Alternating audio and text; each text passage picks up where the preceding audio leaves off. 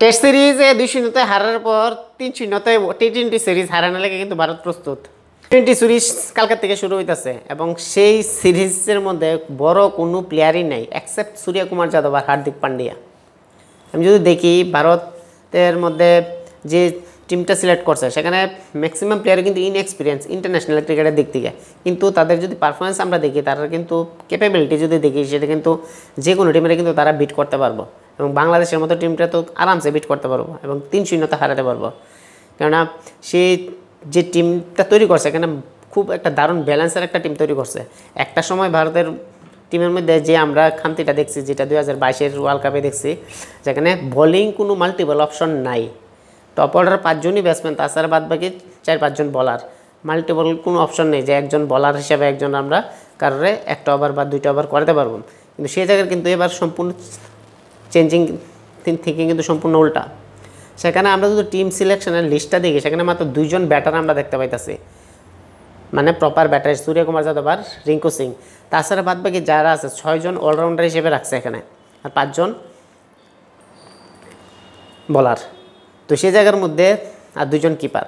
তো সেখানে যদি আমরা দেখি তো ভারতের কাছে কিন্তু প্লেইং 11 11 হইল, সেখানে কিন্তু 9 জনই কিন্তু বল করতে পারবো, 2 জন বাদ দিয়ে সেটা। এরকম আমরা টিম ভারতের ইতিহাসের মধ্যে খুব কমই দেখি। সেখানে অলরাউন্ডার সবচেয়ে বেশি। আমি শুধু যদি দেখি তাহলে প্রথম দিকের ব্যাটসম্যান বাদ দিয়ে সেটা মিডল অর্ডার যেসবগুলি ব্যাটসম্যান আছে প্রত্যেকে কিন্তু তারা ব্যাট বলে দুর্ধর্ষ, প্রত্যেকেই ব্যাট করতে পারে, বল করতে পারবো। তো ভারতের কাছে একটা এক্সট্রা একটা অ্যাডভান্টেজ আছে, যেটা আমরা শ্রীলঙ্কার মধ্যে দেখছি, যে সূর্যকুমার যাদব ইন্টারন্যাশনাল ক্রিকেটে বল করছে না, আমরা দেখছি না, বা করলে উইকেট পাইছে না, কিন্তু সেই সূর্যকুমার যাদব কিন্তু লাস্ট ওভার যেখানে 6 রান না 10 রানের মতো লাগবে, সেখানে কিন্তু এই রানটা ডিফেন্ড করছে। রিয়ান পারাক বল করে উইকেট পাইছে শ্রীলঙ্কার মধ্যে।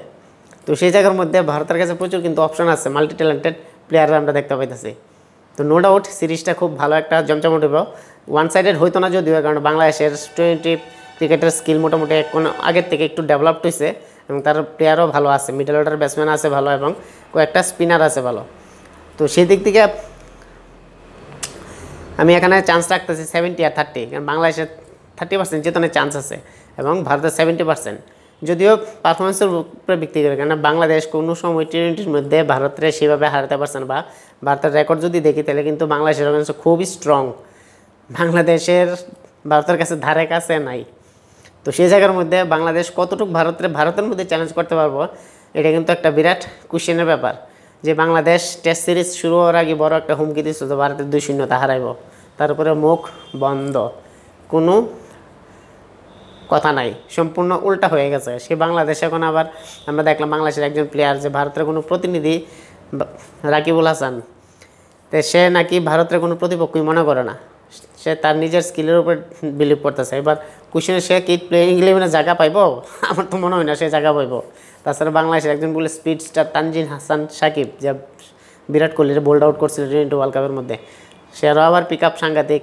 তো যাক ভারতের যেসব প্লেয়ার আছে তার লাগিয়া কাফি, অভিষেক শর্মাই কাফি, বাদ বাকি তো আমি নামই কইতাম না বা নাম কইতাছি না, কারণ এইসব প্লেয়ারের সাহায্য করতে গেলে অভিষেক শর্মার মতো প্লেয়ারই যথেষ্ট। যে ভারতের টিম সিলেক্ট করছে সেই টিমের মধ্যে কিন্তু টেস্টের বা সিনিয়র ক্রিকেট টিমের এমন কোনো প্লেয়ার এখানে নাই। আমরা যেটা দেখলাম যারা যারা আছে বয়স কম, সেখানে শুধুমাত্র হার্দিক পান্ডিয়া, সূর্যকুমার যাদবেরই একটু ইন্টারন্যাশনাল ক্রিকেটের বা টি-20-র একটু এক্সপিরিয়েন্সটা বেশি আছে।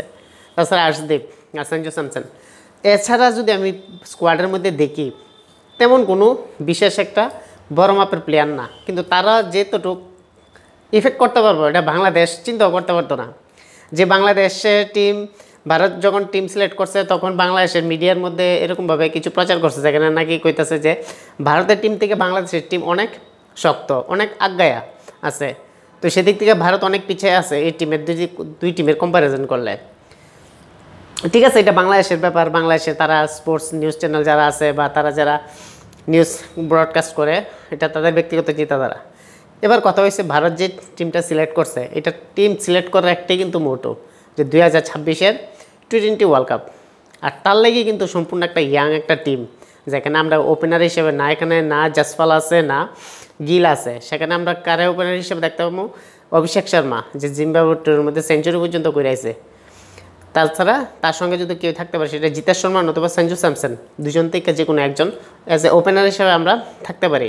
এই টিম সিলেকশনের মধ্যে শুধুমাত্র 2জন প্রপার ব্যাটারি দেখতে পাইতেছি, 6জন অলরাউন্ডার টিমের মধ্যে সিলেক্ট করছে, অর্থাৎ গৌতম গম্ভীর সেইভাবেই কিন্তু প্রস্তুতি করছে 2026-এর টি-20 ওয়ার্ল্ড কাপের লেগে।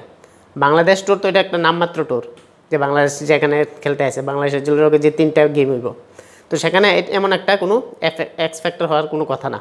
তো যদিও ভারতের প্ল্যান কিন্তু খুব বিশাল, 26-এর লেগে চিন্তাধারা করে সেই পর্যায়ে আগেছে। আমরা দেখলাম শ্রীলঙ্কার সঙ্গে যে 3-0 সিরিজটা যখন জিতলো সূর্যকুমার নেতৃত্বে, ঠিক সেই সূর্যকুমার এবং হার্দিক পান্ডিয়া কিন্তু এবার সেই টিমের মধ্যে, যদিও হার্দিক পান্ডিয়া সেখানে আসিল না শ্রীলঙ্কা সিরিজের মধ্যে।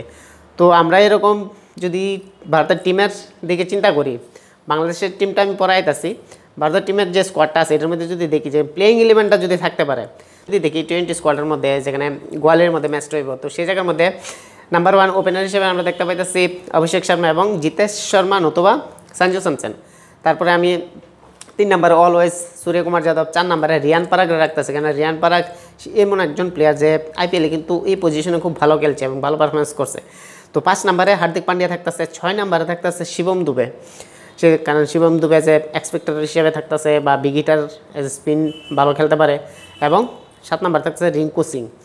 তো 8 নম্বরে ওয়াশিংটন সুন্দর, বোথ অলরাউন্ডার। 9 নম্বরে রবি বিষ্ণয়, 10 নম্বরে আকাশদীপ এবং 11 নম্বরে হাসিত নান নতুবা মায়ঙ্ক যাদব। তো সেদিক থেকে ভারতের যদি প্লেইং 11 দেখি, এটা কিন্তু প্রচুর স্ট্রেংথ আছে, তার মধ্যে পোটেনশিয়াল আছে যে কোনো সময় ম্যাচ কিন্তু বার করতে পারবো। এবং এবার যদি আমি বাংলাদেশের দিকে যদি দেখি, বাংলাদেশের স্কোয়াডের মধ্যে, তার স্কোয়াডটার মধ্যে যেটা দেখো তারা কিন্তু সেম এরকম অলরাউন্ডার আছে প্রচুর। তো ওভারঅল যদি আমরা রেকর্ড দেখি, বাংলাদেশ কিন্তু ভারতের কোনো সময় টি-20 সিরিজে হারাতে পারছে না, এটা বাংলাদেশের ভিতরে হোক বা ভারতের ভিতরে হোক, এবং ওয়ার্ল্ড কাপের মধ্যে তো আজ পর্যন্ত হারাতে পারছে না। রেকর্ড যদি আমরা দেখি টি-20 স্কোয়াডের মধ্যে বা টি-20 খেলার মধ্যে, সেখানে কিন্তু বাংলাদেশের রেকর্ড খুবই খারাপ ভারতের এগেনস্টে। তো সেই জায়গার মধ্যে ইন্ডিয়ার মধ্যে অর্থাৎ ভারতের মধ্যে ভারতকে এভাবে টি-20 সিরিজে হারানো বা টি-20 ম্যাচে হারানো কিন্তু খুব বাংলাদেশের খুব টাফ একটা ব্যাপার। যদিও বাংলাদেশের কাছে ভালো বলার আছে এবং ভালো স্পিন অ্যাটাক আছে, কারণ টি-20-র মধ্যে যে কোনো টিম কিন্তু আমরা দেখতে পাই যে কোনো সময় ঘুরে দাঁড়াতে পারে।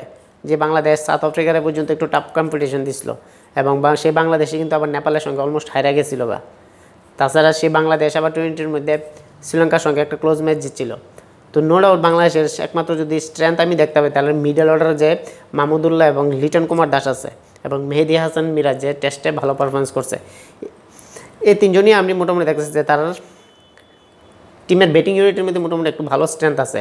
তাছাড়া টপ অর্ডারের মধ্যে তো এরকম কোনো নাই, যদিও তাদের একজন মিডল অর্ডার একজন ব্যাটসম্যান আছে কি তহিদ হৃদয়, সে একটু ভালো আবার খেলতে পারে। তো সেই জায়গার মধ্যে তার কাছে এক্সপিরিয়েন্সও আছে মোটামুটি, আবার ইনএক্সপিরিয়েন্সও ব্যাটসম্যান আছে। তো সেদিক থেকে ভারতের টার্গেট একটাই যে তারা যে কোনোভাবেই কিন্তু তারা হারাতে পারবো, কারণ ভারতের যে পেস অ্যাটাক ইনএক্সপিরিয়েন্স হইলেও বাংলাদেশের তুলনায় ভালো তাদের ক্যাপাবিলিটি আছে ম্যাচে অ্যাডভান্স থাকার বা ম্যাচ উইনিং ক্যাপাবিলিটি আছে। প্রত্যেকটা প্লেয়ারই কিন্তু 100% ইন্ডিভিজুয়ালি ম্যাচ উইনার আমরা যা দেখতেছি, এবং প্রত্যেকটা প্লেয়ারই কিন্তু আইপিএল হোক বা ডোমেস্টিক সিজন হোক প্রত্যেকটা জায়গায় কিন্তু ভালো পারফরমেন্স করছে। অ্যাজ এ রেজাল্ট কিন্তু তারা গৌতম গম্ভীরের রেকগনিশনে কিন্তু সেই টিম এখানে সিলেক্ট করে দেওয়া হয়েছে। আর টার্গেট এখানে আমরা একটাই দেখতেছি, এখানে 2026-এর টি-20 ওয়ার্ল্ড কাপ, সেই পর্যায়ে কিন্তু ভারত যাইতেছে। কেন অলরেডি 2024-এর শেষের দিকে আয় পড়ছে, 2025 মাত্র মাঝখানে একটা বছর, 26-এতেও ফাইনালি বা টি-20 ওয়ার্ল্ড কাপে। তো সেই জায়গার চিন্তাধারা করে সেটা কিন্তু সেরকমভাবে টিমটা ডেভেলপ করতেছে।